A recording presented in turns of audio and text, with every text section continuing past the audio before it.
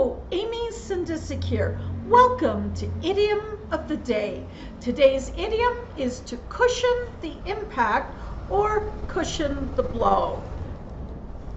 To cushion the impact or to cushion the blow is to ease the pain or stress of a negative consequence or situation. Let me give you some examples of how it's used.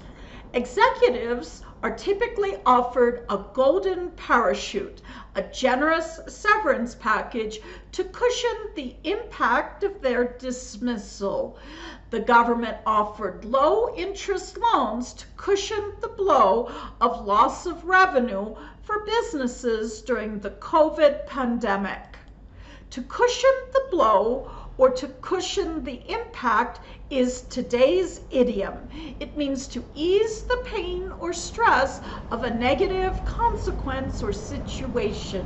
Today's idiom was taken from 505 Business Idioms and Phrasal Verbs by Clare Whitmell. The link to Amazon is provided. Please visit me at businessenglish123.com. Thank you.